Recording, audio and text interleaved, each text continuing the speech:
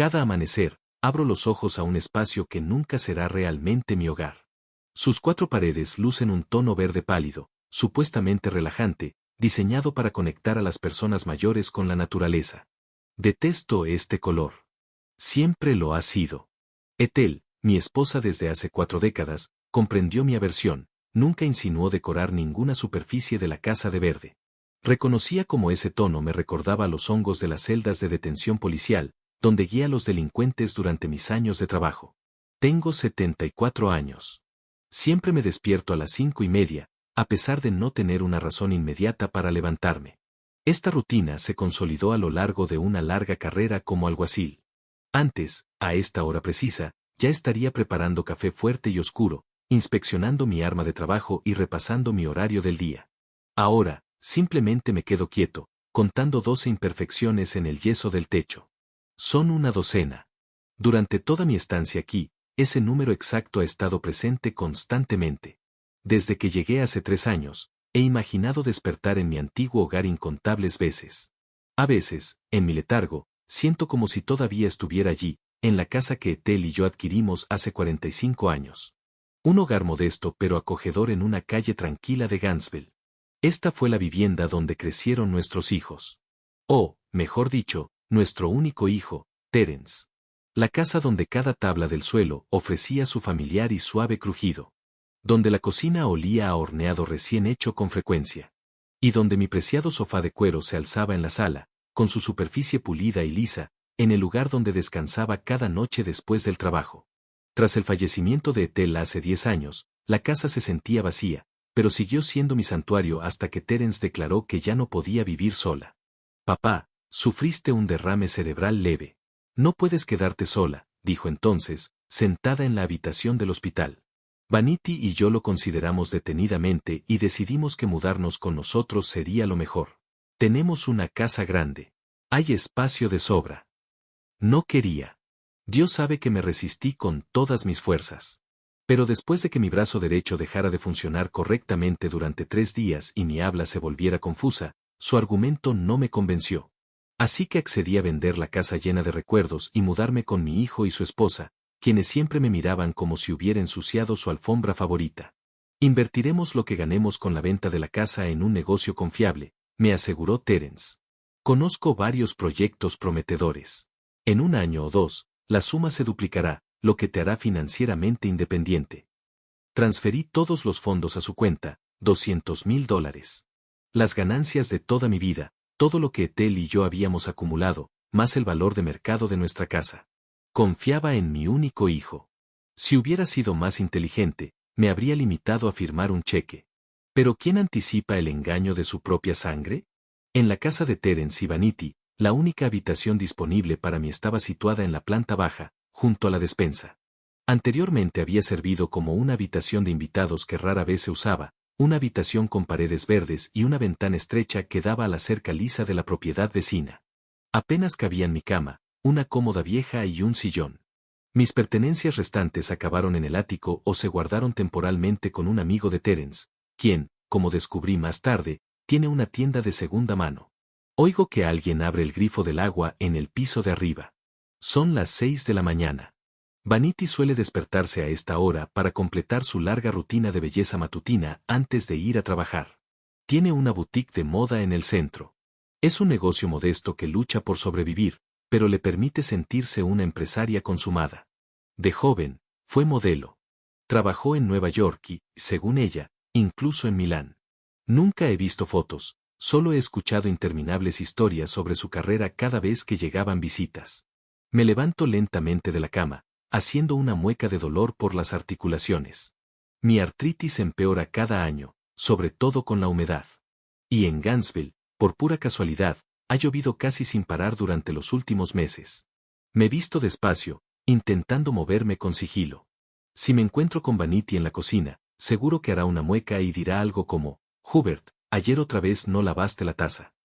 O, intenta no mover los pies tan fuerte. Algunos necesitamos concentrarnos antes de un día importante. Y si Terence está en la cocina, sin duda empezará a preguntarme por mis planes, sonriendo alegre y falsamente, como si realmente le interesara mi existencia. Espero a que ambos salgan de la casa antes de salir de mi habitación. Oigo que la puerta principal se cierra con fuerza. El coche de Terence arranca, un sedán caro comprado, sospecho, con mi dinero. Solo cuando el sonido del motor se desvanece en la distancia me dirijo a la cocina. La cocina es el único espacio de la casa donde me siento algo cómoda. Es grande y luminosa, con una gran ventana que da al patio trasero. Cuando no hay nadie, puedo sentarme aquí durante horas, observando a los pájaros volar hacia el comedero que instalé la primavera pasada. Vanity se opuso, temiendo que ensuciaran su impecable jardín. Pero Terence, inesperadamente, apoyó mi idea. Quizás fue uno de los pocos momentos en que recordó nuestra actividad infantil compartida, observar pájaros en nuestro jardín. Me preparo café instantáneo. Vanity me prohibió usar su sofisticada cafetera después de que, sin querer, presioné el botón equivocado una vez, lo que provocó un silbido y salpicó café por el techo. Saco la dona de ayer del refrigerador. Vanity y Terence comen alimentos saludables, avena con frutos rojos, quinoa, batidos de espinacas. Yo prefiero la comida estándar. Después del desayuno, me preparo y salgo de casa. Me quedo con mis llaves. Terence no las confiscó, aunque creo que Vanity insistió. ¿Y si las pierde y alguien entra en casa? La oí susurrar en voz alta una vez. Terence respondió vagamente que, después de todo, yo era su padre y que no se puede confinar a un anciano dentro de casa. A diario, si el tiempo lo permite, visito el parque. Es un pequeño parque urbano, a 15 minutos a pie de la casa de Terence. Los bancos bordean el estanque donde nos reunimos ancianos como yo. Damos de comer a los patos, hablamos de política y lamentamos nuestra salud. Hoy, veo a Willis en nuestro banco habitual. Nos conocimos cuando apenas empezaba mi carrera de alguacil. Willis era entonces fiscal adjunto, un hombre alto y en forma, de mirada penetrante y reputación intachable. Ahora parecía encorvado y gris, pero su mirada seguía tan vivaz y atenta como siempre. Viejo sinvergüenza, me saluda, palmeando el banco a su lado. Pensé que no vendrías hoy.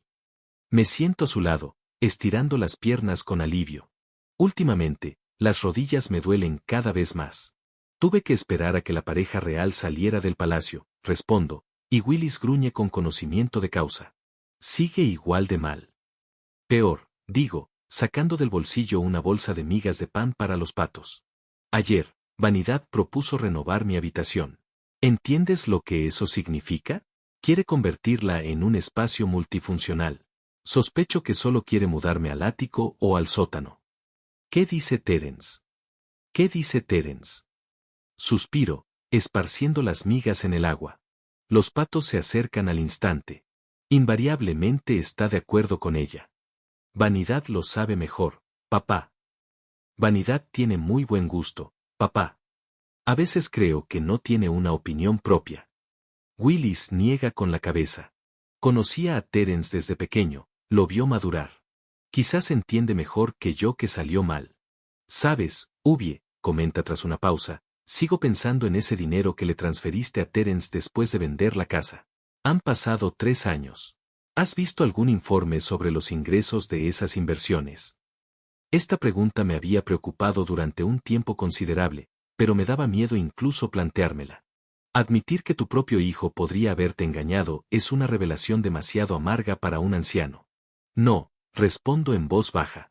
Cuando le pregunto, siempre afirma que el mercado es inestable, que debemos esperar o que lo ha reinvertido todo en un nuevo proyecto con mayor rentabilidad. ¿Y le crees? Permanezco en silencio, observando a los patos devorar el pan con avidez. Los patos no se engañan entre sí. Todo es sencillo para ellos. Quiero creer, afirmo finalmente. Es mi hijo, Willis, mi único hijo. ¿Cómo puedo sospechar de él? Porque no está ciego, Willis me pone la mano en el hombro. Un coche nuevo, relojes caros, cenas constantes en restaurantes, aunque su negocio, que yo sepa, no prospera. ¿De dónde salió el dinero, Ubie? Siento una oleada de ira y resentimiento creciendo en mi interior. Rabia contra Terence por su traición. Resentimiento hacia mí misma por mi ceguera e ingenuidad. ¿Tienes prueba de la transferencia? Pregunta Willis, y detecto el interés profesional de un fiscal en su tono. Por supuesto, transferí el dinero de mi cuenta a la suya. Tengo un extracto bancario. Consérvalo. Podría ser útil. Willis me mira con seriedad. Si alguna vez decides. Bueno, busca justicia. Asiento en silencio. La idea de demandar a mi propio hijo me parece indignante, imposible. Y aún así, ¿cómo está tu nieta? Pregunta Willis, cambiando de tema. ¿La ves, Audra? Sonrío con amargura. Terence hizo todo lo posible para que desapareciera de su vida tras divorciarse de Paige. Y eso también significaba que desapareciera de la mía. Ni siquiera sé dónde reside actualmente. Lo último que supe es que se graduó de Derecho y trabaja en algún lugar de la costa este. Como fiscal, asiente Willis, en Boston. He estado siguiendo su carrera. Es una joven talentosa, igual que su abuelo. Lo miro con asombro. ¿Sabes dónde está? Claro, somos abogados, Ubie. Siempre sabemos dónde encontrarnos. Sonríe. Preguntó por ti hace un par de meses. Me contactó cuando descubrió que seguía viviendo en Gainesville. ¿Y qué le dijiste? La verdad. Que vives con Terence y su nueva esposa, que vendiste la casa, que te veo en el parque casi todos los días y sigues siendo el mismo viejo testarudo de siempre. Me río de verdad por primera vez en mucho tiempo. Pensar que Audra me recuerda, que pregunta por mí, me reconforta. Éramos muy unidos. La llevaba a pescar, le enseñaba a clavar clavos, le contaba historias de mi trabajo. Siempre expresaba su deseo de ser como yo, de defender la ley y la justicia. Al parecer, lo consiguió. Le habría gustado contactarte directamente, pero no estaba segura de cómo reaccionaría Terence, continúa Willis. ¿Recuerdas el escándalo que armó cuando él y Paige se divorciaron? Sí. Terence abandonó a su primera esposa y a su hija de 5 años por Vanity, que era 15 años menor que él y le parecía un camino hacia una vida mejor. No pagaba la pensión alimenticia, evadía a los alguaciles, qué irónico, considerando mi profesión, y rehuía toda responsabilidad. Me avergonzaba de él entonces, y me avergüenzo ahora.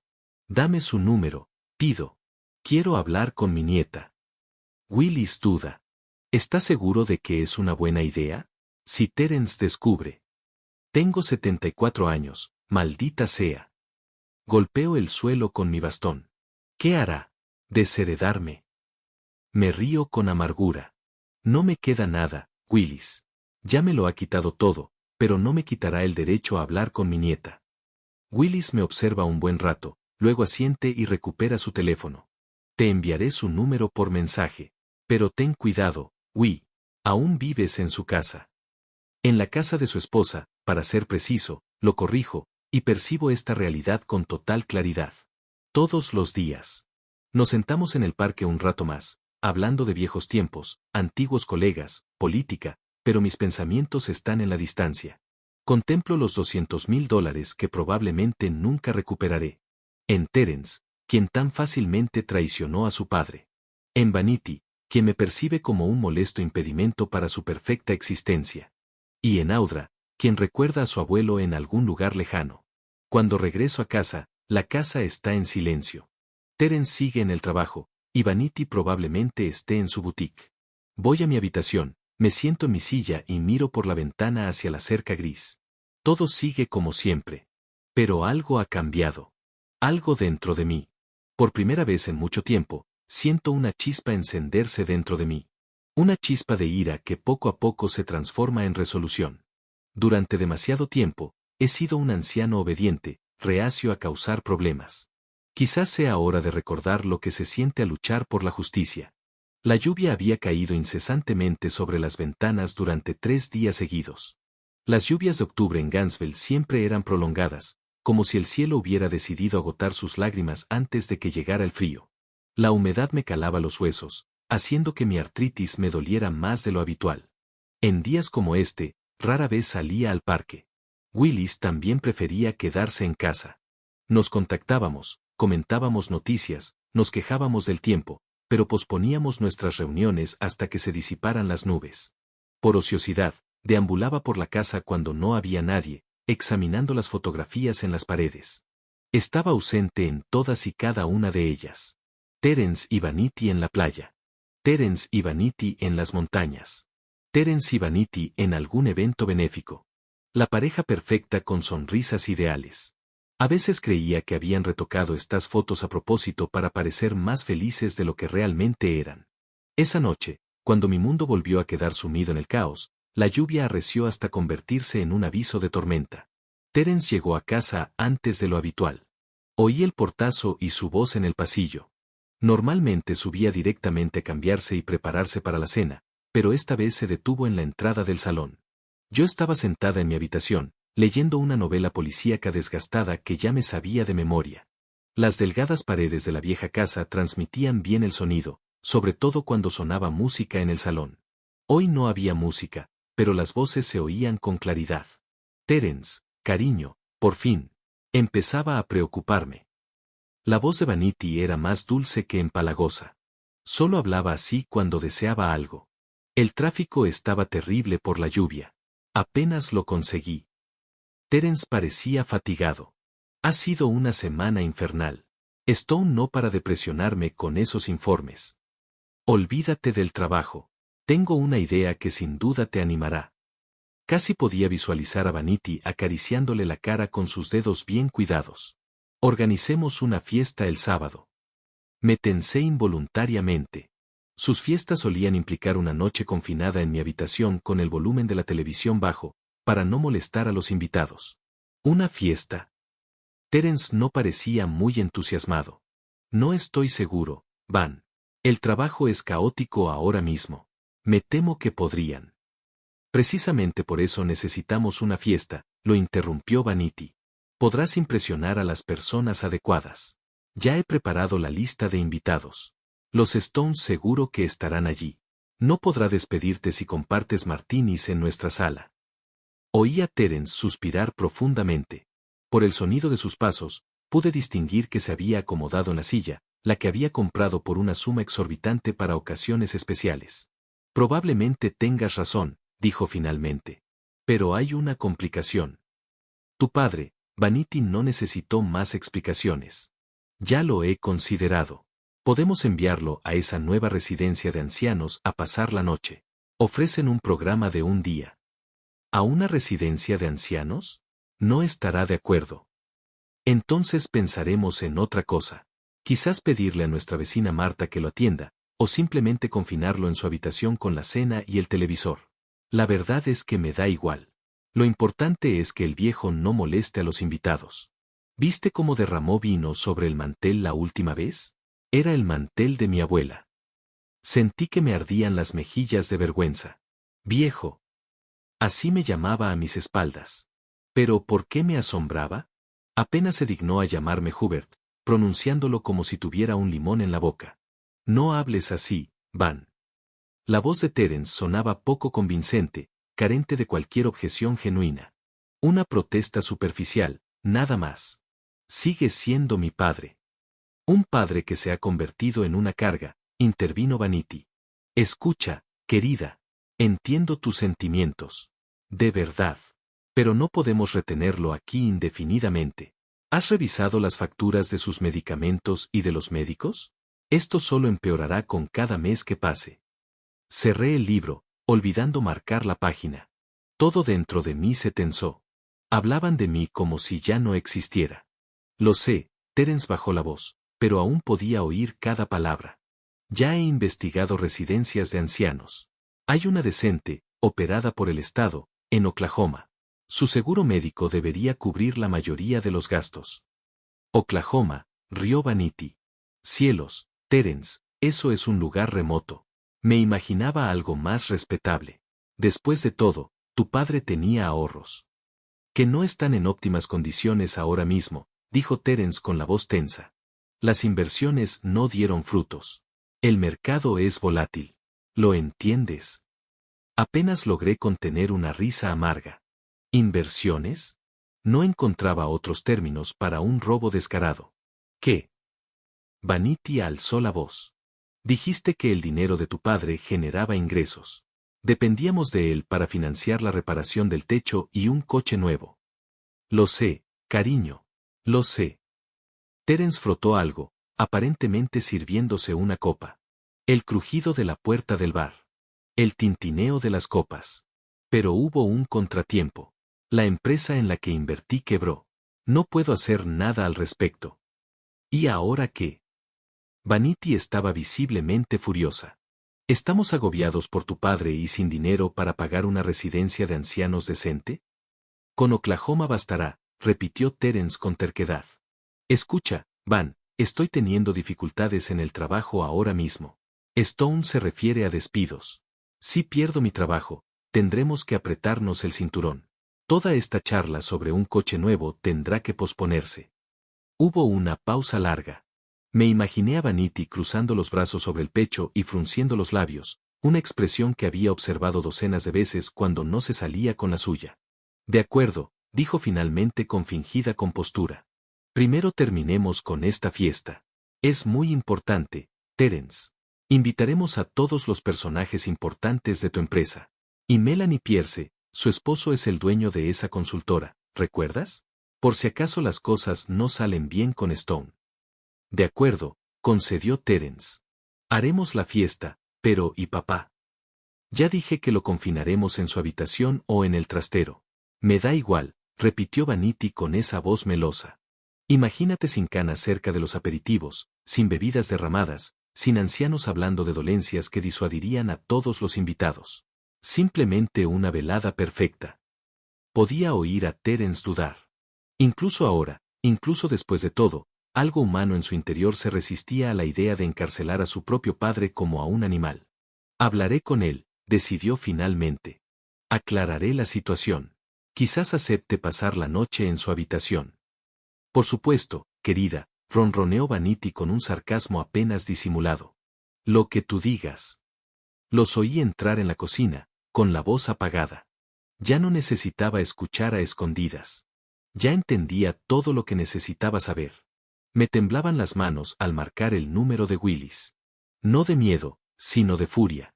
Rabia pura y sin adulterar, como no había experimentado en años. Estaba furioso no solo con ellos, sino conmigo mismo. Por haberme dejado acorralar. Por confiar tan ciegamente en mi hijo. Por renunciar al control de mi propia existencia. Willis Cramwell al habla. Su voz sonaba formal, como en otros días en la sala del tribunal. Soy yo. Mi voz era. Me aclaré la garganta. Debemos hablar urgentemente. Uy, ¿qué ocurre? Willis detectó al instante la tensión en mi voz. Quieren encarcelarme, dije en voz baja, temeroso de que me oyeran desde la cocina. El sábado dan una fiesta y pretenden encerrarme en una habitación o en un trastero para que no interfiera. ¿Qué demonios? Exclamó Willis. No pueden hacer eso. Es ilegal. Sí pueden, dije con una sonrisa amarga. Es su casa. Solo soy un invitado. Y eso no es todo. Hablaron de enviarme a una residencia de ancianos en Oklahoma, un centro estatal. Terence afirmó que mi dinero había desaparecido. Supuestamente, la empresa en la que invirtió quebró. Al otro lado de la línea, Willis maldijo como no lo había hecho desde que servimos juntos.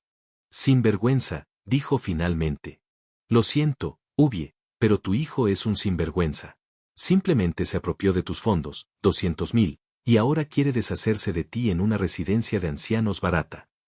Lo sé, respondí en voz baja. Creo que siempre lo supe. Simplemente no quería admitirlo. Willy suspiró profundamente, y me lo imaginé frotándose la nariz, un gesto que siempre indicaba profunda reflexión. Vete de ahí, Ubie, dijo finalmente. Recoge tus cosas y ven a mi casa. Tengo espacio de sobra. ¿A dónde iría, Willis? Negué con la cabeza aunque no pudiera verla. Soy un anciano con artritis e hipertensión. Sin dinero, sin casa. Me tienes a mí, dijo Willis con firmeza. Y lo llevaremos a juicio. Lo obligaremos a devolverte tus fondos. ¿Tienes prueba de la transferencia, recuerdas? Sí. Recordé el extracto bancario que guardaba en una caja de documentos debajo de mi cama. Pero los procedimientos judiciales son largos y costosos. Yo personalmente me encargaré de tu caso pro bono, dijo Willis con voz firme. Es una cuestión de principios, Ubie. No permitiré que tu hijo te defraude y te deje en la calle. Sentí un nudo en la garganta. Willis siempre había sido un buen compañero, un verdadero amigo, de esos que rara vez se encuentran en la vida. Gracias, Willis, me costó encontrar las palabras. Pero no puedo irme así como así. Necesito pensar y prepararme. ¿Qué hay que pensar? Planean encerrarte como a un perro. Casi gritó Willis. Silencio, por favor. Instintivamente miré hacia la puerta, aunque sabía que Terence y Vanity seguían en la cocina. No voy a quedarme de brazos cruzados, pero necesito una estrategia, y hay algo más que quiero hablar contigo. Te escucho. Willis se calmó un poco. Mencionaste que estás en contacto con Audra. Bajé la voz a un susurro. Mi nieta necesita entender lo que está pasando, lo que su padre me está haciendo y lo que hizo con mi dinero. Hubo una pausa en la línea. ¿Quieres involucrar a Audra? Preguntó Willis finalmente. Es fiscal, no consejera familiar. Es mi nieta, afirmé con firmeza. Y merece comprender en qué clase de persona se ha convertido su padre. Además, ¿hace cuánto que no lo ve? 25 años. Quizás sea hora de una reunión familiar. Willis gruñó, y casi pude visualizar su sonrisa irónica. Estás tramando algo, viejo zorro. ¿Qué es? Su fiesta, comencé, formulando lentamente un plan que apenas comenzaba a tomar forma en mi mente. Quieren impresionar a gente importante. Los socios de Terence. Mostrar su vida perfecta, su familia perfecta. Sin un padre anciano que arruiné la imagen. Willis terminó por mí. Precisamente. Asentí para mí. ¿Y si algo más arruina la imagen? ¿O alguien? Audra. Willis comenzaba a comprender mi plan. ¿Y si mi nieta aparece de repente en esta fiesta? Casi sonreía al imaginar la escena. La hija adulta de Terence, fruto de su primer matrimonio, de cuya existencia su actual esposa quizá ni siquiera sospeche. Una fiscal con una reputación intachable, a diferencia de su padre. ¿Y si les cuenta a todos esos importantes socios cómo su padre las abandonó a ella y a su madre, y cómo trata a su propio padre? Willis silbó. Piensas como un auténtico estratega. Será impresionante. Quieren encerrarme en un almacén. Sentí una oleada de ira crecer de nuevo en mi interior. Humíllenme en mi propia casa. Bueno, que descubran lo que es ser humillado. Pero ¿cómo contactarán con Audra? ¿Y cómo la convencerán de que venga? Willis hizo las preguntas pertinentes. Primero, necesito el número que me prometieron. Intenté mantener un tono tranquilo y razonable. En cuanto a convencerla, creo que le interesará saber qué hace su padre y cómo dispuso del dinero de la venta de mi casa. Audra tiene muchos principios, dijo Willis pensativo. Se parece a ti, pero puede que no quiera meterse en líos familiares. Entonces la convenceré, afirmé con firmeza. Es mi nieta. Tengo derecho a pedirle ayuda. Willis suspiró, pero ya no era un suspiro de duda, sino de aceptación. De acuerdo, te enviaré su número por mensaje y estoy dispuesto a ayudarte a organizar esta visita, pero ten cuidado. Si Terence sospecha algo, podría tomar medidas. ¿Qué tipo de medidas? Sonreí con amargura. Confinarme en el trastero antes. Podría intentar confiscarte el teléfono, comentó Willis con criterio, o mandarte fuera el fin de semana. Prepárate para cualquier cosa. Lo haré, prometí. Y Willis, gracias por todo. No me des las gracias hasta que recuperemos tu dinero, dijo con firmeza. Y hasta que le demos una lección a tu hijo. Manténme al tanto después de que hables con Audra. Terminamos la llamada y me senté en la cama, mirando el teléfono que tenía en las manos. Al poco rato, llegó un mensaje de Willis con el número de Audra y una breve nota, sabe que llamarás. Respiré hondo, ordenando mis pensamientos. Me esperaba una conversación importante. Una conversación con mi nieta, a quien no había visto en casi 25 años. ¿Sería capaz de convencerla de que me ayudara? ¿Querría involucrarse en esta desagradable situación? Pero antes de que pudiera marcar, la puerta de mi habitación se abrió sin llamar. Terence estaba en el umbral. Llevaba la corbata suelta y sostenía un vaso de whisky. Padre, empezó con esa falsa alegría que tanto detestaba. Tenemos que hablar. Escondí el teléfono debajo de la almohada y me preparé para una conversación que ya sabía que giraría en torno a la próxima fiesta y mi ausencia. Pero un plan ya se estaba gestando en mi cabeza. Un plan que lo cambiaría todo. El sábado empezó con el sonido de una aspiradora afuera de mi puerta. Vanity estaba haciendo una limpieza a fondo antes de la fiesta, dando instrucciones a la criada que contrató al contado, que solía venir cada 2 semanas. Hoy, la pobre Esmeralda se vio obligada a repasar la casa hasta dejarla reluciente, mientras Vanity corría por las habitaciones con la mirada frenética de un sargento, inspeccionando cada rincón. No salí de mi habitación hasta las 11. Después de hablar con Terence unos días antes, llegamos a un frágil entendimiento. Prometí no revelarme a los invitados, y él prometió no encerrarme en mi habitación. Estaba segura de que rompería su promesa, como había roto todas las demás. Era parte de mi estrategia. Durante esos días, llamé a Audra 2 veces. La conversación inicial fue incómoda. Demasiados años y demasiadas heridas nos separaban. Pero su voz, tan parecida a la de su madre Paige, despertó en mí una ternura que creía muerta hacía tiempo. «Abuelo», preguntó cuando por fin me armé de valor y marqué su número. Me resultó extraño oír esa palabra dirigida a mí. Terence nunca le permitió que me llamara así delante de él cuando era niña. «Audra», sentí que me temblaba la voz. «Hace tanto tiempo que no oigo tu voz». 25 años. Su tono era reservado, pero no frío. Tenía 5 años cuando mi padre nos sacó de tu casa por última vez. Recuerdo que me diste una chocolatina como regalo de despedida. Dijiste que nos veríamos pronto, pero no fue así. Tragué el amargo nudo en la garganta. Tu padre decidió lo contrario. Lo sé. Su voz se suavizó un poco.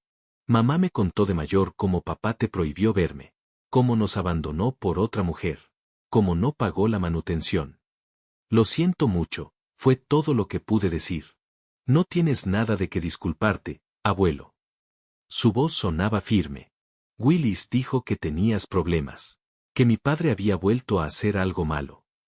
Le conté todo sobre la venta de la casa, sobre el dinero que se había esfumado, sobre cómo me mantenían en esa casa como un invitado no deseado y sobre la próxima fiesta donde planeaban ocultarme como una verdad incómoda. Cuando terminé, Audra guardó silencio un buen rato. Empezaba a preocuparme por si se había perdido la conexión cuando por fin habló. Voy, dijo con firmeza. Voy a Gainesville el sábado y quiero que Willis me lleve a esa fiesta. ¿Estás segura? No había previsto una resolución tan rápida. ¿Tu padre? Mi padre debe responder por sus actos. Me interrumpió con la franqueza que Willis diría haber heredado de mí. Y quiero ayudarte a recuperar tu dinero. Legalmente, abuelo, lo que hizo podría clasificarse como fraude. Sentí una oleada de calidez. Mi nieta se había convertido en una mujer fuerte, una mujer dispuesta a luchar por la justicia. Nuestra segunda conversación fue más de negocios. Discutimos los detalles de la estrategia. Willis debía recogerla en el aeropuerto y llevarla a la fiesta aproximadamente 1 hora después de que comenzara, cuando los invitados estuvieran relajados y conversadores. Para entonces, según nuestros cálculos, Terence me habría confinado en algún lugar y podría activar la estrategia llamando a Willis. Y entonces llegó el sábado, el día de la fiesta. Me sentía extrañamente tranquila a pesar de la tensión nerviosa que reinaba en la casa. Cuando por fin salí de la habitación, Vanity me miró con desaprobación. ¿Por fin te has decidido a levantarte? Se cruzó de brazos. ¿Te habló Terence de esta noche? Sí, asentí, dirigiéndome a la cafetera. Hoy había decidido saltarme las reglas y usar su carísima máquina. Al fin y al cabo, ¿qué podían hacer? ¿Expulsarme? Era parte de mi estrategia. ¿Y recuerdas lo que acordamos? Vanity observaba cada uno de mis movimientos con evidente irritación. Por supuesto, dije con calma, tomando un sorbo de café. I will remain in my room. I will not appear before the guests, and I will not make any noise. It is like house arrest. Vanity pursed her lips. Do not be so theatrical, Hubert. It is merely for one evening. We ordered you pizza. It will be delivered by 6. And Terence installed a new television with cable channels in your room. How generous! I could not help being sarcastic. This is an important evening for us. Vanity ignored my tone. Terence's career depends on it. I am simply requesting your understanding. Understanding. I nodded, thinking about how understanding this woman had been when she took my belongings for storage, which then mysteriously vanished. Or when she turned off my television for a week because I accidentally increased the volume too loudly when she had a migraine. The day passed slowly. Vanity bustled about with preparations, and I wandered around the house, trying not to catch her eye. Terence arrived at 4 o'clock, earlier than usual. He looked tense but attempted to conceal it with a forced smile. "Dad!" He nodded at me as he walked into the living room with bags from the deli. "How are you?" "Fine," I replied with an equally fake smile. "I am anticipating an evening alone in front of the television." Terence placed the bags on the table and looked at me with unexpected seriousness.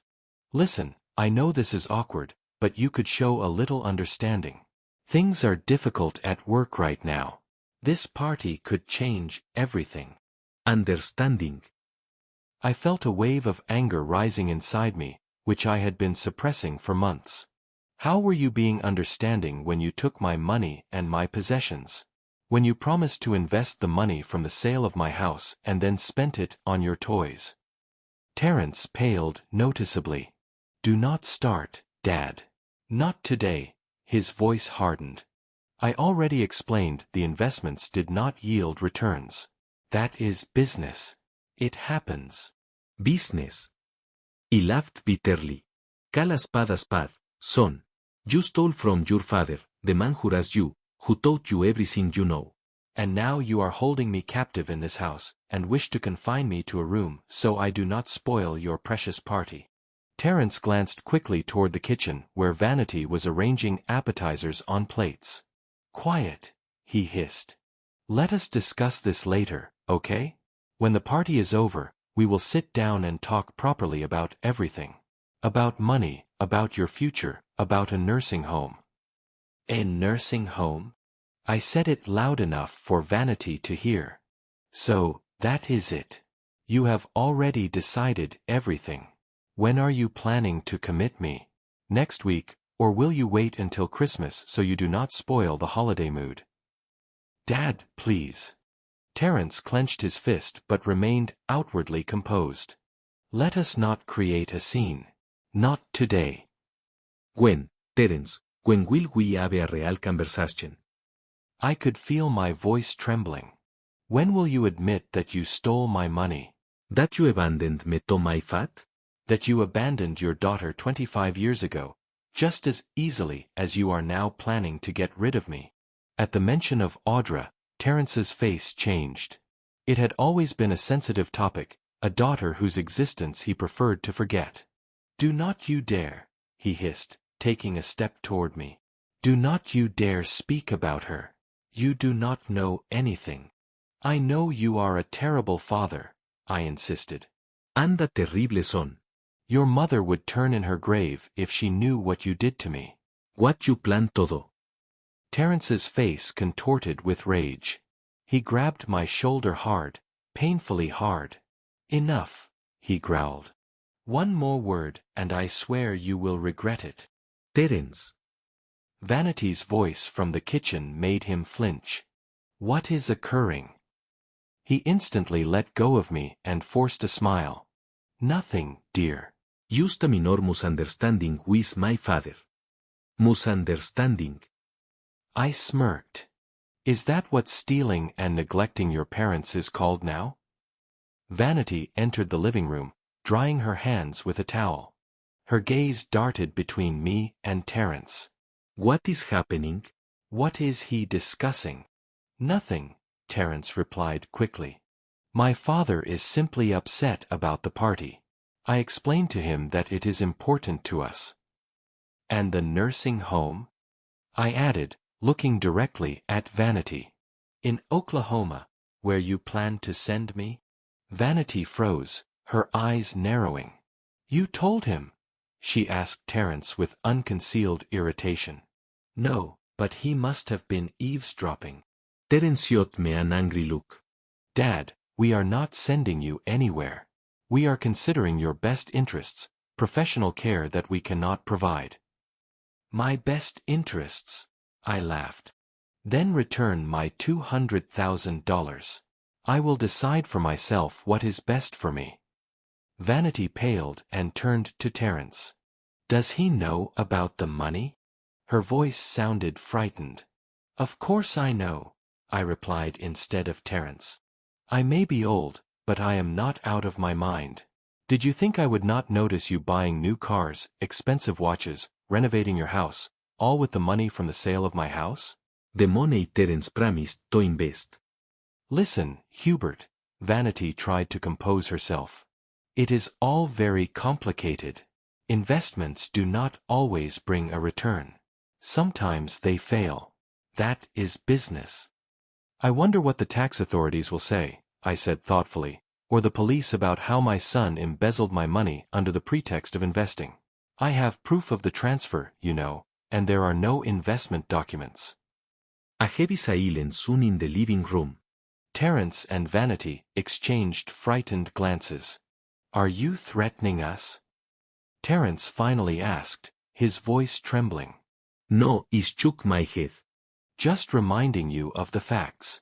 Facts that could emerge if you decide to get rid of me against my will. Vanity grabbed Terence's arm and pulled him aside. They began whispering, glancing tensely at me. I pretended not to hear, although I could make out fragments of their conversation. He would not dare. Scandal. Your career. The guests will be here in 2 hours. Finally, Terence turned to me, his face stony.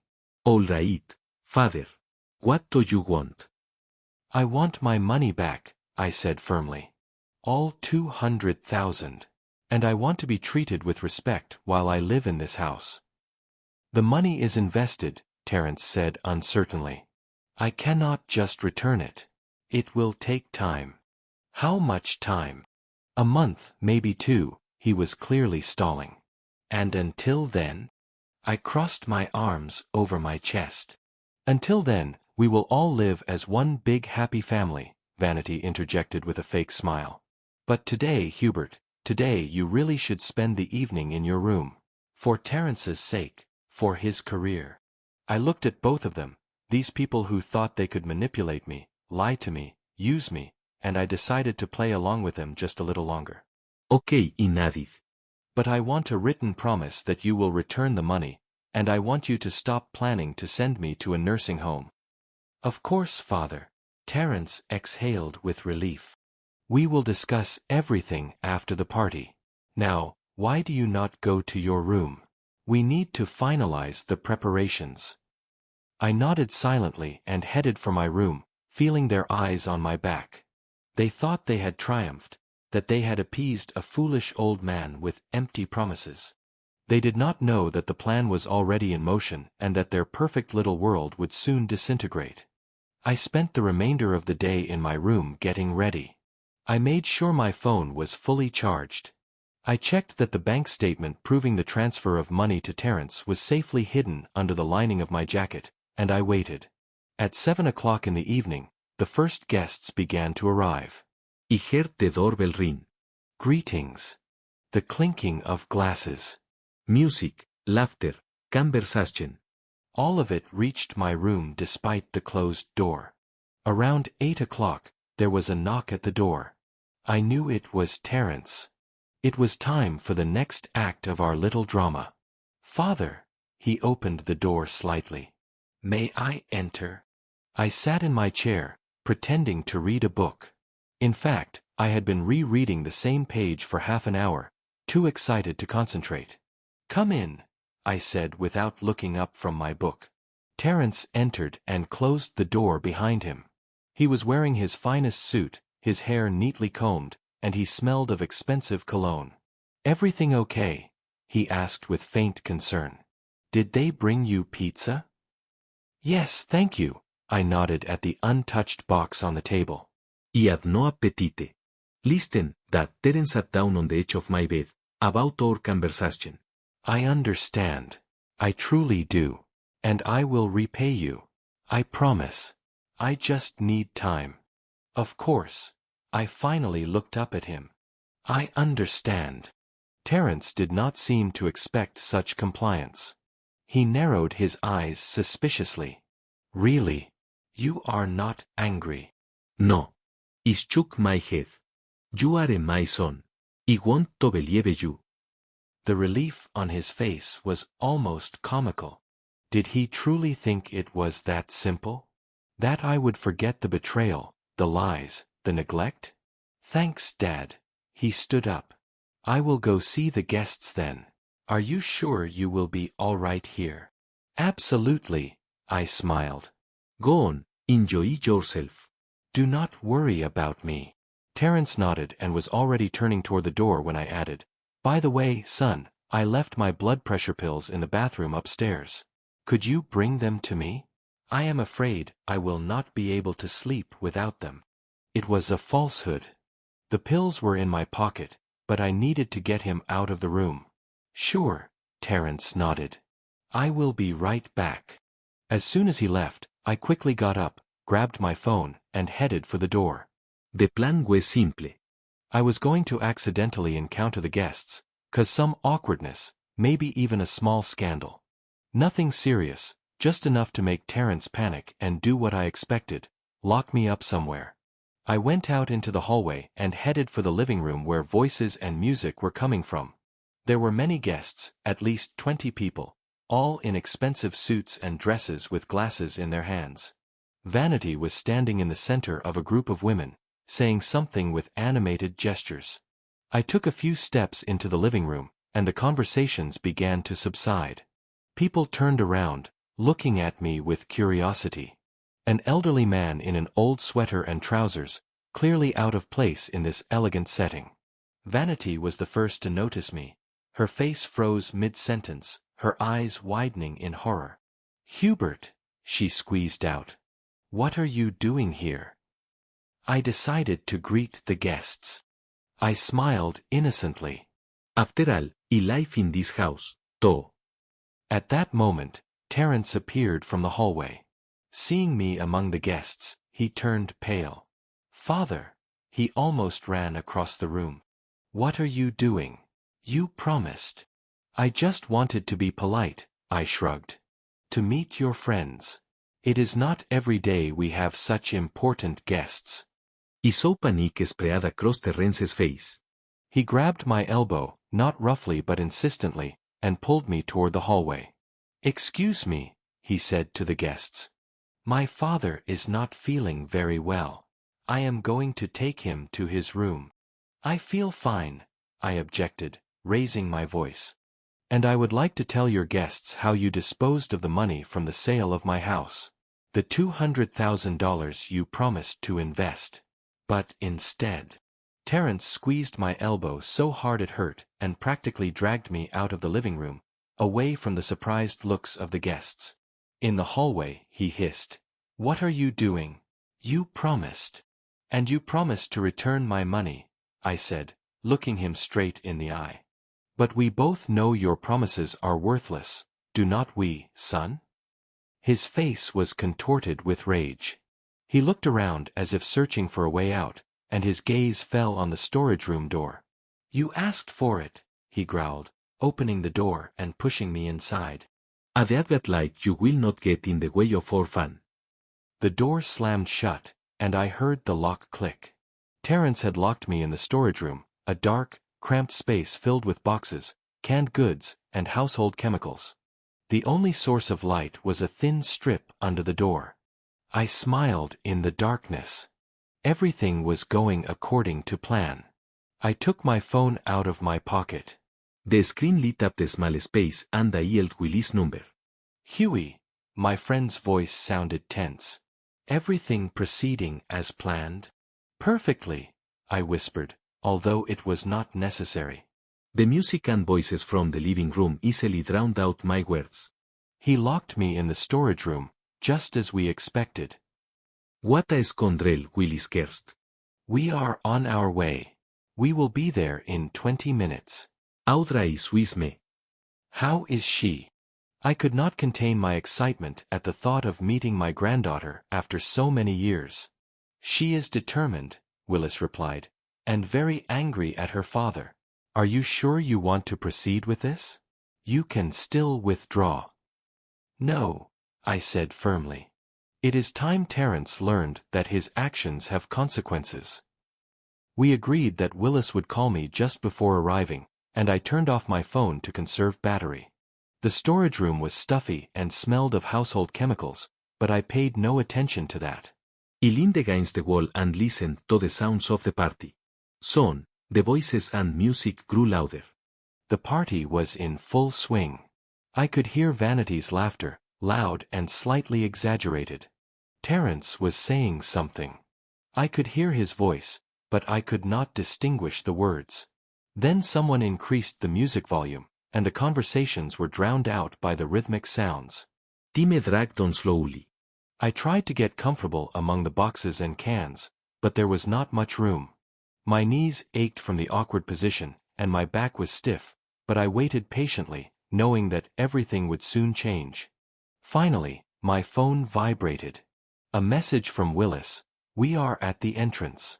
We will be there in 5 minutes." I took a deep breath, trying to calm my wildly beating heart. In 5 minutes, my granddaughter would walk into this house. In 5 minutes, my son would face the repercussions of his actions. The minutes dragged on like hours. I listened to the sounds of the party, waiting for the doorbell that would change everything. And then finally, through the music and conversation, I heard it. The distinct sound of the doorbell. The music stopped. Someone, Terence or Vanity, I assumed, went to answer the door. I heard muffled voices and then Terence's. Audra. It was Audra's voice, firm and confident. "Hello, Dad. Long time no see." The house fell completely silent. I could picture the scene, the guests frozen with their glasses in their hands, Vanity looking confusedly from Terence to the unfamiliar woman, and Terence himself frozen in shock at the sight of his daughter, whom he had not seen in a quarter of a century. "Audra," Terence's voice sounded as if he had seen a ghost. "What are you? How did you?" "Your father called me," Audra replied. "My grandfather, the one you locked in the storage room like a useless item." There was another silence, followed by surprised exclamations from the guests. I pressed my ear against the storage room door, trying not to miss a word of what was happening in the living room. Through the thin barrier, I could hear the excited voices of the guests, among which Audra's clear, confident voice stood out. My granddaughter, whom I had not seen in 25 years. Who is this woman? I recognized Vanity's high-pitched, slightly hysterical voice. "Terence, what is going on?" Instead of my husband's answer, I heard another familiar voice, Willis. "And you must be Terence's second wife," he said with a hint of irony in his voice. "Allow me to introduce myself. Willis Cromwell, former district attorney, friend of Hubert Daly, whom your husband locked in the storage room." "What nonsense!" Vanity exclaimed indignantly. "Terence, tell them they are mistaken." Terence's silence spoke louder than any words. I could almost see his pale face, his confused gaze, his frantic attempts to conceive a way out of the situation. "Where is he?" Audra's voice grew harsher. "Where is my grandfather?" "Please," Terence's voice sounded tense, falsely conciliatory. "Let us not create a scene. We have guests. We can discuss this later in private." "Guests?" Audra's voice was bitter. "Oh, I was just about to speak to your guests, to tell them something interesting about the host of the evening." There was some nervous laughter and shuffling of feet. The guests were clearly uncomfortable, but no one was in a hurry to leave. It is not every day you get to witness such a spectacle. "Is Hubert here?" Willis asked insistently. "Answer me, Terence. "Or would you prefer us to summon the police?" There was a tense pause, then a heavy sigh. In the storage room in the hallway, Terence finally admitted. "You locked your own father in the storage room." One of the guests' voices sounded openly indignant. I heard footsteps approaching, then the sound of a key turning in the lock. The storage room door swung open, and the bright light from the hallway momentarily blinded me. Willis stood in the doorway, and behind him I saw a woman who made my heart skip a beat.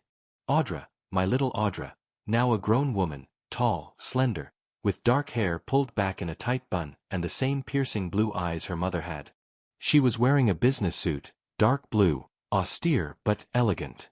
"Grandpa," she whispered, her formal tone replaced by something soft, almost childlike. Audra.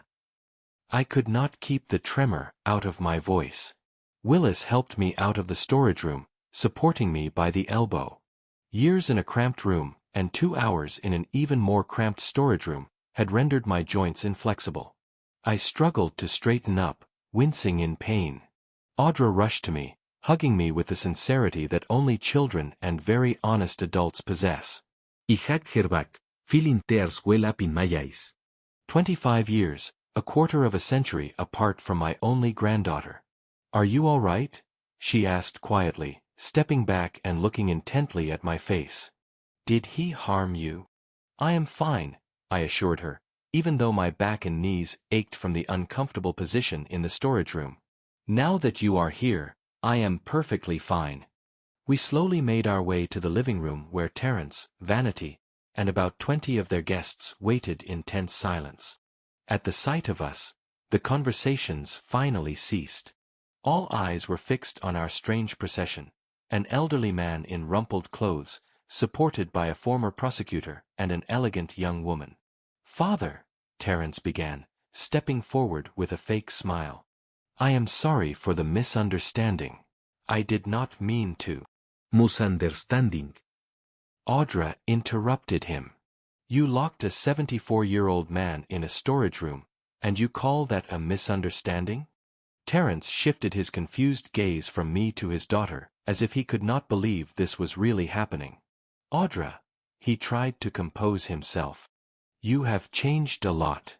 I would not have recognized you if—" "Do not bother," Audra cut him off coldly. 25 years without a single phone call, letter, or birthday card, and now you want to pretend we are a family. She turned to the assembled guests. "Allow me to introduce myself. Audra Daly, Senior Assistant District Attorney for Boston, and the daughter of Terence Daly, who abandoned her at the age of 5 for a younger woman." Vanity's face contorted with shock and rage. "Terence," she gasped. "You have a daughter." "Had." Audra corrected her with an icy smile. "Legally, yes. Biologically, absolutely. But it is difficult to call him a father when he never attended a school play, never sent money for college, and never even inquired if I was alive." The room became so quiet that you could hear the old clock ticking on the mantelpiece. The guests exchanged glances, some looking openly shocked, others embarrassed, as if they had accidentally stumbled upon someone else's family drama. "I think everyone should leave," Terence finally said, addressing the guests. "Unfortunately, we have family circumstances." "Oh, no." Audra stepped forward. "Let your guests stay. I am sure they will be interested to learn more about their host. For example, how he treats his own father." "Audra," Terence said warningly. "You do not understand the situation." "I understand the situation perfectly well," she snapped. "My grandfather sold his house at your insistence. He transferred $200,000 to you for investments, and you embezzled that money, and now you are planning to dump him in a cheap nursing home in Oklahoma. Did I miss anything?" Terence's face flashed red. "That is not true. But the investments did not yield returns. The market is unstable." "Investments." Audra laughed bitterly. "What investments, father? Show me the documents." "The receipt. Anything that proves you really invested grandfather's money and did not spend it on your whims." One of the guests, a tall man in an expensive suit, stepped forward. "Terence, what is occurring? What 200,000 are we discussing? Is that the money you invested in our joint project 3 years ago?" Willis whistled softly. "Now that is interesting." He turned to the man. "Allow me to introduce myself. Willis Cromwell, former district attorney." "And you, if I am not mistaken, Bradford Stone." The man extended his hand for a handshake. "Owner of Stone Investments." Terence has been working for me for 5 years. And he told you that the $200,000 he invested in your project was his father's money? Willis clarified. Stone frowned. No, he said it was his personal savings. Savings from years of work. Audra took a folder out of her purse and pulled out several sheets of paper. Here is a bank statement. She handed the document to Stone. $200,000 transferred from Hubert Daly's account to Terence Daly's account 3 years ago. And here is a letter from Terence. She took out another sheet, where he promises to invest the money and return it with interest. But there are no official investment documents, no income reports, nothing. Stone studied the documents carefully, then turned his heavy gaze to Terence. Is this true? He asked quietly. Terence looked as if he was about to faint. Brad, I can explain. What exactly? Stone asked coldly. That you lied to me about the source of the money, or that you deceived your own father. Or maybe that the company you supposedly invested his money in and which supposedly went bankrupt is my company, which as you well know, is thriving. A heavy silence soon in the living room. Vanity shifted her shocked gaze from her husband to his boss. Terence. Fear sounded in her voice. What is going on? You said Hubert's money was lost because the company went bankrupt. Elide Stone cut in. Not only did my company not go bankrupt, but it also paid investors a 30% return last year. If Hubert really invested $200,000 3 years ago, his investment would now be worth about $350,000. Audra nodded with satisfaction. Exactly. But my grandfather did not receive a cent because his son, my father, simply embezzled the money. He used it as he saw fit. And now that Grandpa started asking uncomfortable questions, he decided to get rid of him by sending him to a cheap nursing home. Terence's face turned ashen. Audra, you do not understand. I was going to repay that money. I just need time. Time. Audra raised her eyebrow skeptically. 3 years is not enough?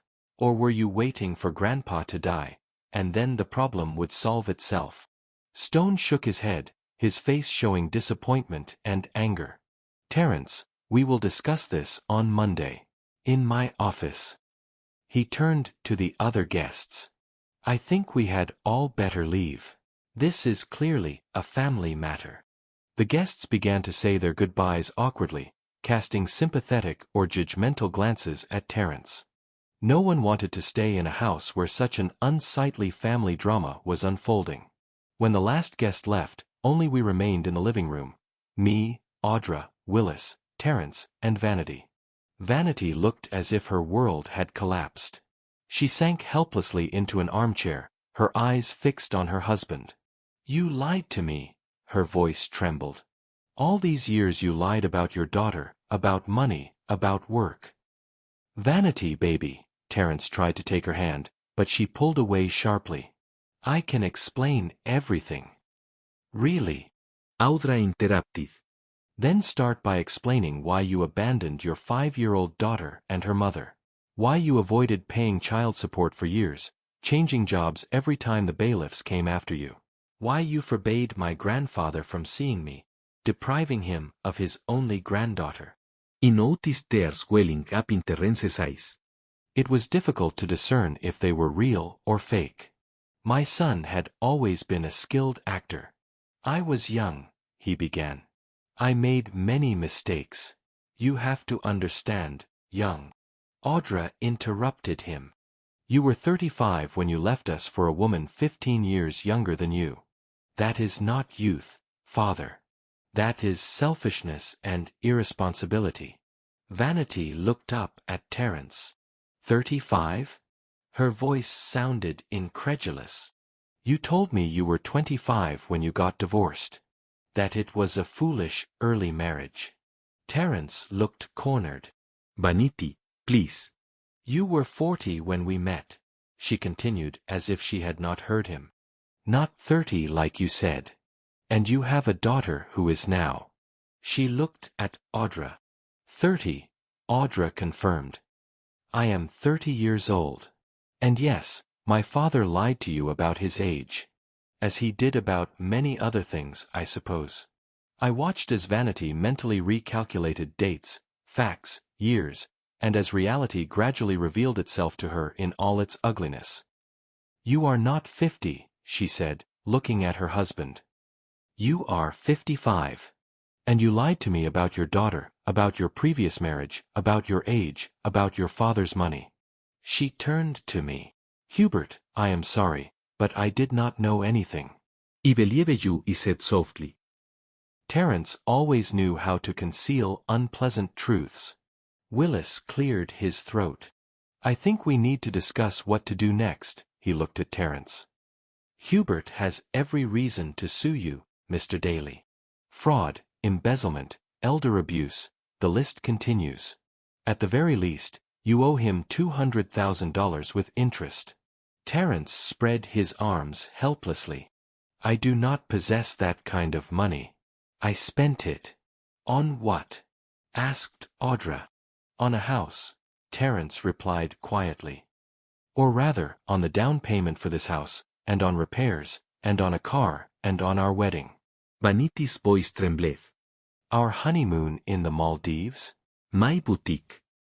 Terence nodded silently, not looking her in the eye.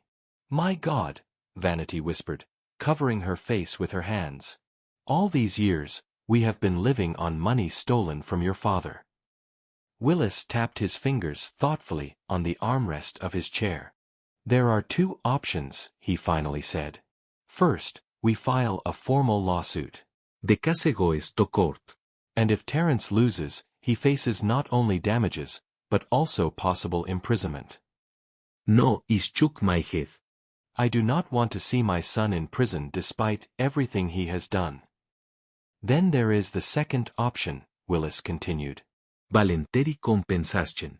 Terence sells the house, the car, all the assets that were purchased with Hubert's money, and returns the amount with reasonable interest. Let us say $250,000. I do not have that kind of money, Terence repeated. I cannot just sell the house. We have a mortgage, and the car is on credit. Then start small, Audra suggested. Set your watch. It looks expensive enough. And your share in your wife's business. And your membership in that country club you mentioned on your social media page. And maybe look for a better job, because it appears your career at Stone Investments is over. Terence turned even paler. You do not understand. If Brad dismisses me, I will not be able to find employment in finance anywhere. Not with this scandal. You should have thought about that earlier, Audra remarked coldly. When you cheated Grandpa, when you lied to your wife, when you abandoned me and Mom. I watched my son closely. The man he once loved more than anything in the world. Whom I taught honesty, fairness, responsibility. Where did I go wrong? At what point did he deviate from the right path? And could it have been prevented? I cannot remain in this house, I finally said, getting up from my seat. Not after everything that has transpired. Where will you go? Terence looked up. You have no money, no home. He has me, Willis said firmly. Huey can live with me for as long as it takes until we resolve this issue legally. And he has me, Audra added, taking my hand. I will not let my grandfather live in poverty or depend on the man who deceived him. Vanity stood up too. Hubert, she began uncertainly. I swear I did not know where that money came from. If he had known. I believe you, I repeated. You are also a victim of Terence's lies. Terence looked at us with the confusion of a man who suddenly found himself alone, surrounded by accusers. You cannot just walk away, he said, panic in his voice. We are family. We have to solve problems together. Family. I smiled bitterly. You only remember your family now? When your lies have been exposed, when your career is in jeopardy, when your wife has learned the truth about your past. I shook my head. No, Terence, you destroyed our family yourself with your actions, your lies, your betrayal. Audra helped me put on my jacket. Willis took my small bag with the essentials, which I had packed in advance and hidden under the bed. We will be in touch through my lawyer, Willis said to Terence. Prepare an inventory of all the property purchased with Hubert's money and start thinking about ways to compensate for the damage. We headed for the exit, leaving Terence and Vanity in the ruined living room, among half-empty glasses and the remains of a failed party. When we were already at the door, I turned around one last time. You know, Terence, I said quietly, the saddest aspect of this story is not the money. Money comes and goes. The saddest thing is the time. The years you could have spent with your daughter. The years I could have spent with my granddaughter. No amount of money can bring that back. We stepped out into the cool evening air. The stars were shining brightly in the Gansville sky. Audra held my hand tightly as if she were afraid I would disappear if she let go. Willis walked slightly ahead, pointing the way to his car. At that moment, despite the pain and bitterness of betrayal, I felt a strange sense of relief. It was as if a heavy burden that I had been carrying for years had finally fallen from my shoulders. I was no longer a prisoner in my own son's house. I no longer had to endure humiliation, lies, and neglect. I was free again, and next to me was my granddaughter, a part of my family that I thought I had lost forever. When we got into Willis' car, Audra hugged me tightly. I am sorry, Grandpa, she whispered. I am sorry we were not there for you all these years. You are here now, I replied, feeling tears welling up in my throat. And that is all that matters. Willis started the engine, and we drove away from the house that had never been and could never be my home. Ahead lay an unknown future, court proceedings, and a fight to restore justice. But at that moment, I felt only gratitude for a friend who had not abandoned me in my time of need, and for a granddaughter who had returned to my life to protect her grandfather. Willis's house was exactly as I had imagined it, spacious, practical, without unnecessary frills, but with character, just like its owner. While Audra was preparing a guest room for me on the first floor, I sat in an armchair by the window, looking out at Gainesville at night. My thoughts were confused. My emotions were turbulent. The joy of being reunited with his granddaughter was mixed with the bitterness of his son's betrayal. You will be comfortable here, Willis said, entering the room with a cup of hot tea. The room is on the first floor, so you do not have to climb the stairs. And the bathroom is nearby. Thank you, I said gratefully, taking the cup. For everything, for helping me, for not abandoning me. Willis waved his hand dismissively. Come on, Huey. We have been through so much together, he said, sitting down in the chair opposite me. Remember that arrest in '93 when the guy with a shotgun came at us? I smiled at the memory. How could I forget? You covered me back then. And you pulled me out from under the rubble in 2001 when the roof of an abandoned warehouse collapsed. Willis chuckled. So do not thank me. We have always had each other's backs. Audra entered the room with an extra blanket and my medication, which we had managed to grab from Terence's house. Everything is ready, Grandpa. She smiled, but I could see the fatigue in her eyes. You need to rest. Today was a tough day for all of us. I nodded. You should go to bed, too, kid. Long flight, nerves. We will talk tomorrow. Audra kissed me on the cheek and went to her room upstairs. Willis and I were left alone. Do you think Terence will try to do something? I asked after a pause. Willis rubbed his chin thoughtfully. I doubt it today. He has got other things to worry about right now. Dealing with the aftermath of the failed party, with his wife, with his colleagues. But tomorrow, he shrugged. He is backed into a corner, and a cornered animal can be dangerous. I nodded in agreement. Despite my exhaustion, sleep eluded me. Too much had transpired. Too many emotions needed processing. I lay awake for a long time, listening to the rain drumming on the roof of Willis's house, thinking about Terence, about the boy I once taught to ride a bike. The young man Paige had first introduced to me, beaming with happiness. The person he had become. Somewhere I had made a mistake. Somewhere we had all made a mistake. The morning began with a phone call. Willis, already dressed and shaved, handed me the phone. "It is Vanity," he said quietly. She wants to talk to you. I took the phone, preparing myself for accusations, shouting, threats. But Vanity's voice sounded unusually quiet and uncertain. Hubert. She cleared her throat. I wanted to say again that I did not know anything about the money, about what Terence did. "I believe you," I repeated yesterday's words. "I did not know about his daughter either," she continued. "That he abandoned her. That he did not pay child support. That he lied about his age."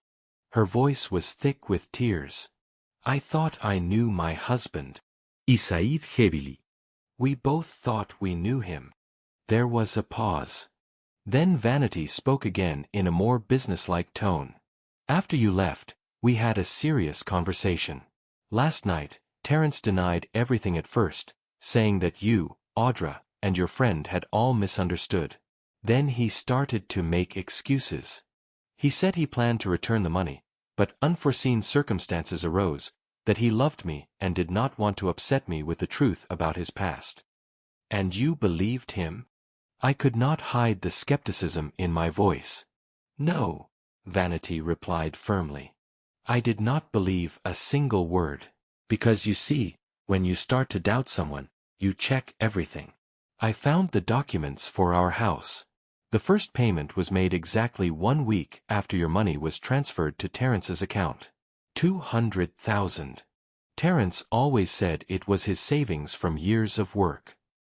I felt a lump of bitterness rise in my throat. My house, which Ethel and I had bought, where we had raised our son, where we had spent the best years of our lives. It had been sold so that Terence could buy a house for his new family. "I am filing for divorce," Vanity continued after a pause.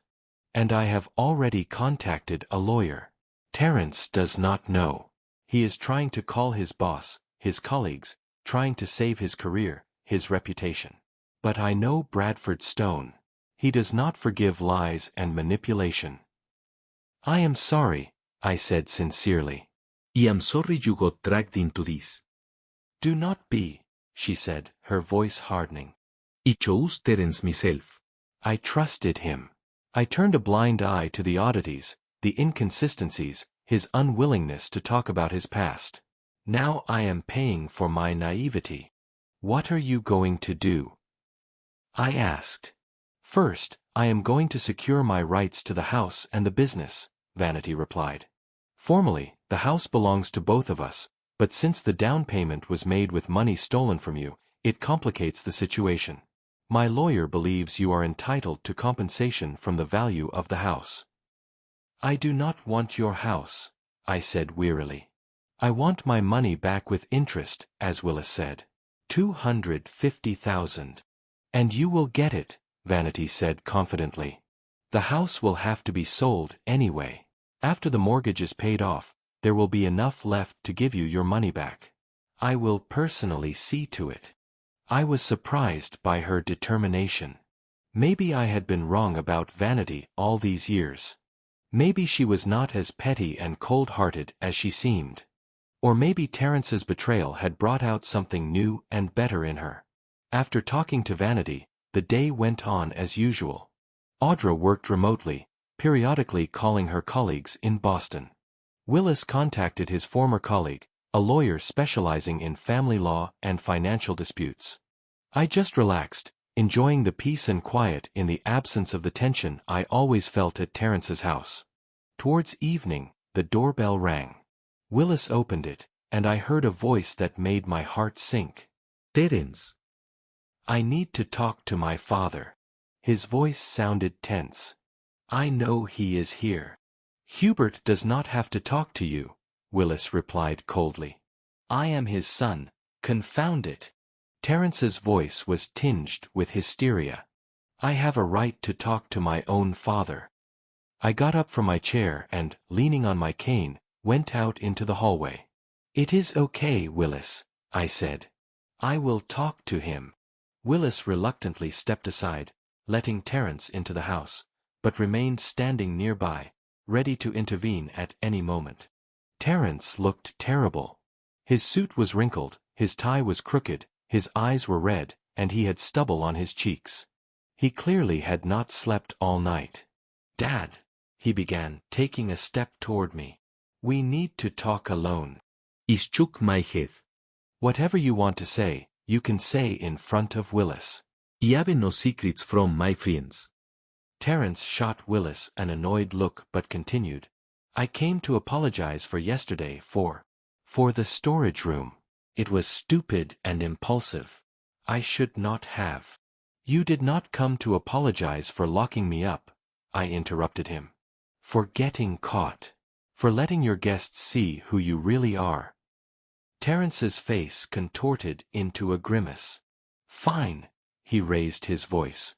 You want the truth? I am here because you ruined my life, my career, my marriage, everything I have built over the years. You ruined your own life, I replied calmly. With your lies, with your betrayal, with your greed. Greed. Terence was almost shouting. I have been taking care of you for 3 years. I give you a roof over your head, food, medicine. With my own money, I reminded him. With the money you stole from me under the guise of investments. Terence clenched his fists. I was going to repay it, I swear. But there were unexpected expenses, problems at work. Enough. I raised my hand, stopping the stream of excuses. I heard it yesterday, and Vanity heard it. And your guests. No one believed you. Terence moved closer, his eyes shining feverishly. Listen, Dad.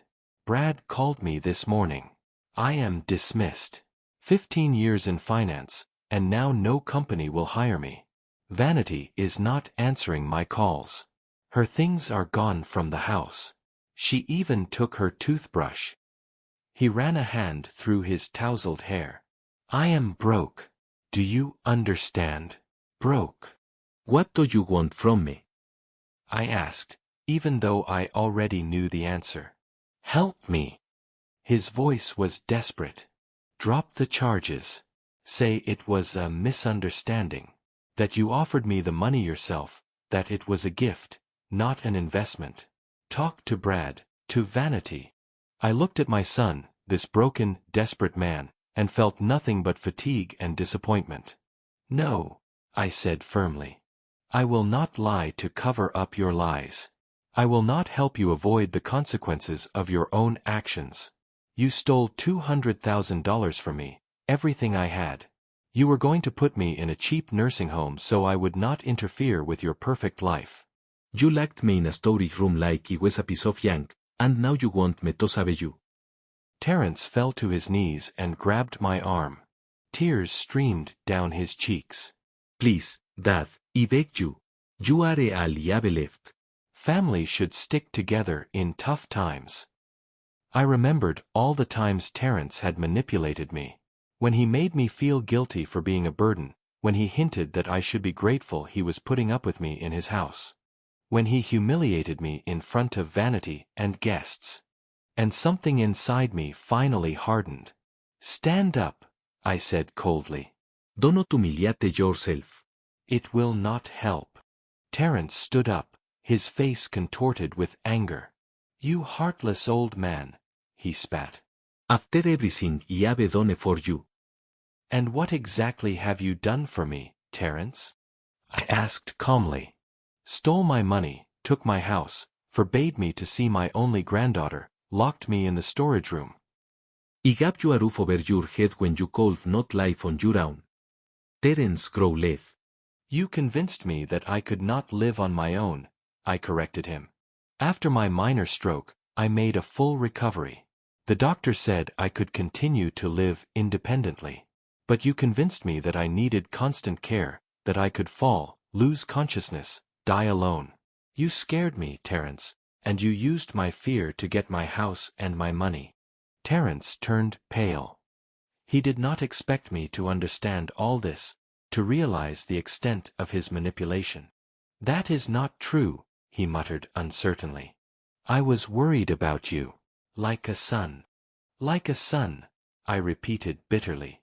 A son who did not come to his mother's funeral because he was on vacation with his new wife. A son who did not visit me for years until he found out about my minor stroke and the insurance money I received. A son who abandoned his own 5-year-old daughter and did not pay child support. Terrence's face contorted with rage. "You will regret this," he hissed. "You think you have one?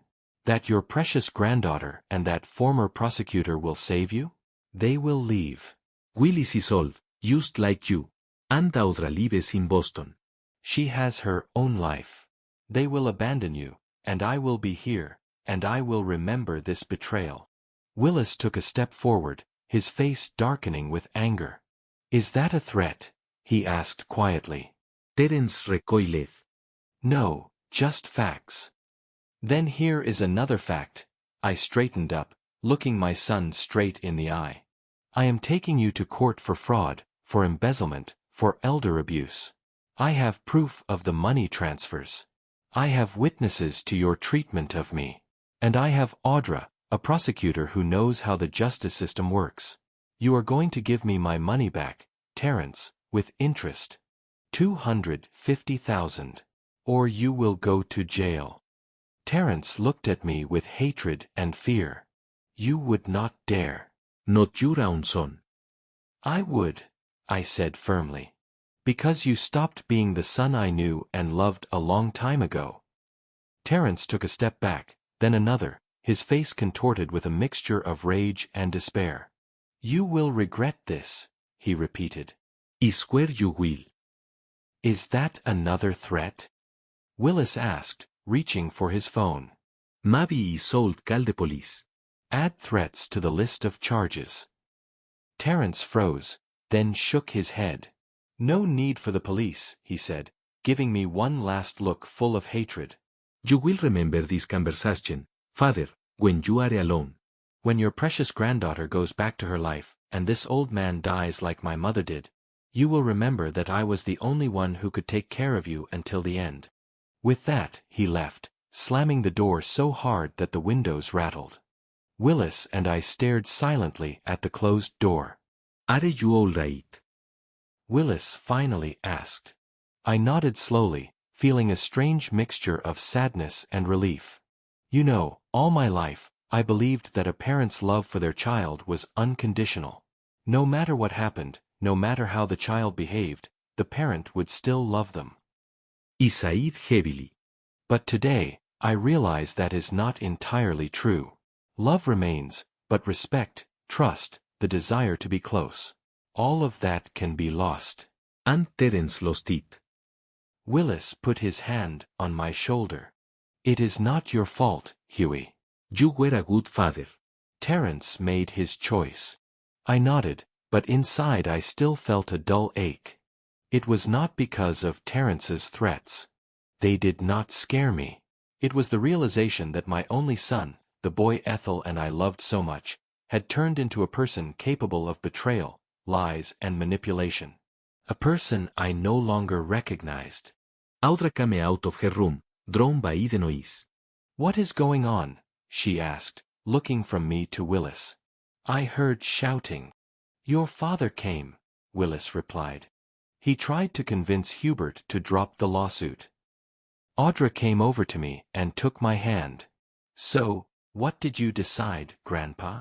I looked into my granddaughter's eyes so similar to those of her grandmother, my Ethel, honest, direct, full of warmth and understanding. And I knew I had made the right decision. I am going to court, I said firmly. Terence must answer for his actions. He must return my money, and he must understand that you cannot betray the people closest to you with impunity. Audra hugged me tightly, and in that embrace I felt more support and love than I had in the 3 years I had spent at my son's house. I am proud of you, Grandpa, she whispered. And Grandma would be proud, too. There was a sincerity in her words that was so lacking in Terence's. And for the first time in a long time, I felt that I was doing the right thing, that I was defending not only my money, but also my dignity, my right to respect, care, and honest relationships. Let Terence think I am a heartless old man. Let him threaten and try to manipulate me. I will not give in anymore. I will not let myself be used. I will not let myself be humiliated and deceived, because I deserve better. Because even at 74, it is not too late to start respecting yourself and demanding respect from others. Even if that other is your own son. 2 weeks had passed since the dramatic party that turned my life upside down. All this time I had been living with Willis, gradually getting used to my new reality, freedom from humiliation and the presence of Audra in my life. During those days, we made up for a quarter of a century of separation, talking for hours about the past and the present, but I knew I could not stay forever. Audra would soon have to return to Boston. Her work could not wait indefinitely. I found a few apartments, I said at breakfast, laying out the printouts of the ads. Not far from here. They are small, but I do not need much. Do not rush, Huey, Willis grunted, spreading jam on his toast. You can live here as long as you need to. I know, but I need my own place. Audra entered the kitchen with her laptop in her hands. I have news. I just spoke with Caleb Morton. He is one of the best family law attorneys in Gainesville. He agreed to take our case. How much does he charge? I asked, immediately thinking about money. Nothing, Audra smiled. He is an old friend of my law school professor, and he has a personal score to settle with Terence's company. He is taking the case for free, and if we win, he will get a percentage. And there is something else. She showed me an apartment listing. It is perfect for you. First floor, near a park. The owner is willing to rent it with a minimal security deposit, considering your status as a former bailiff. Sounds great, but until we win the case, I do not even have the money for a security deposit. Willis and Audra exchanged glances. We have taken care of that. Willis waved his hand. I will lend you the money for now. You can repay me when we win the case. What if we do not win? Audra snorted. Grandpa, we have ironclad evidence. The bank transfer, Terence's letter with his promises, the lack of investment documents, Stone's testimony. We will win. 3 days later, I moved into a new apartment. Willis helped me move my belongings, and Audra took care of the decorating. The landlady, an elderly widow named Eleanor Price, heard my story and reduced the rent by 30%. For a good man in trouble. That is it, Audra said, putting away the last of the books. Now it really feels like home. I looked around the sun-filled room and felt a lump in my throat. My own apartment, my own space, my own life. The court hearing was scheduled for the 1st of the following month. Audra had to fly to Boston 3 days before the hearing, but she promised to return the day before to support me. When she left, the days dragged on more slowly. I furnished the apartment, walked in the park, and met with Willis. Gradually, I was getting used to life without constant tension and fear. 2 days before the trial, Vanity called. Terence got the summons, she said without preamble. He is furious. He says he will not show up in court. And you? I asked. What do you think? I think he ruined his own life, and I am going to the hearing. I will give truthful testimony about how he used your money. On the day of the trial, Audra returned as promised. Willis and I met her, and together we went to the courthouse, an old brick building where I once worked. Terence showed up at the last minute, looking exhausted and aged. He did not look in our direction, sitting with his nose buried in his documents. The hearing lasted only 3 hours. Caleb Morton presented irrefutable evidence: the bank transfer, the letter with promises, Vanity's testimony, Stone's testimony. Terence's lawyer tried to build a defense around the idea that it was a family loan. But his arguments were shattered by the clear wording in Terence's letter, which referred to investments and returns with interest. When Terence himself testified, he looked as if he was about to collapse. His face was pale, his hands were shaking, and his voice was breaking. He repeated the same excuses. He planned to return the money, he cared about me, I myself suggested that he invest. Mr. Daly, the judge addressed him. You claimed that you cared for your father, but witness testimony suggests that you plan to send him to a state nursing home in Oklahoma, even though his condition allowed him to pay for better care. Can you explain that? Terrence hesitated, then mumbled something about medical supervision. What about the incident with the storage room? The judge continued. Why did you lock up your 74-year-old father? It was a moment of weakness, Terrence admitted. He deliberately went out to the guests to embarrass me. The court found Terrence guilty of fraud and ordered him to pay $250,000, $200,000 in principal, and $50,000 in interest. Given his situation, the court gave him 6 months to pay, with the option of selling his property. 3 months later, Terrence and Vanity's house was put up for sale. Willis showed me an ad in the newspaper, spacious family home, urgent sale due to divorce. Do you want to go see it?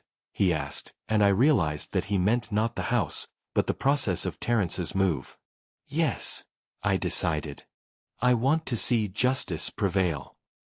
On moving day, we parked in front of the house.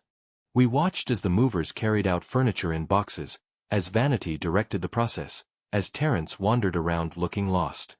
Vanity noticed us and came over to our car. The house sold for $300,000, she said without preamble. After the mortgage is paid, $260,000 remains. $250,000 will go to you, as the court ruled. And you? I asked. What will happen to you? I am moving to my sister's in Atlanta. I am starting a new business there. What about Terence? He rented an apartment on the other side of town. He found a job at an insurance company with difficulty, considering the scandal. He is starting from scratch, she paused. But he has not learned his lesson. He still considers himself a victim. He still blames everyone but himself. I nodded. I did not expect anything else. Terrence had always been incapable of admitting his mistakes and taking responsibility. Soon, we saw him come out with the last bag and stop at the door. His shoulders were slumped, his face gaunt. For a moment, he turned his head in our direction, and our eyes met. There was no remorse or reconciliation in his eyes, only a dull, hidden resentment. He got into his old car and drove away without looking back. I watched him go, feeling something inside me finally let go. That last flicker of hope for reconciliation that I, without realizing it, had still held on to. Well, that is it, Willis said, starting the engine. Justice has prevailed. Shall we go home? I nodded, turning away from the empty house, from the past that no longer had power over me. Yes, home, I agreed, to my apartment where Audra is waiting for us with dinner. We drove through the quiet streets of Gainesville, and I thought about the strange twists and turns of fate. I lost my son, but I gained a granddaughter. I lost my home, but I gained my freedom. I lost money, but in the end, I got it back with interest and a sense of justice. And although the bitterness of my son's betrayal would never completely disappear, I knew I could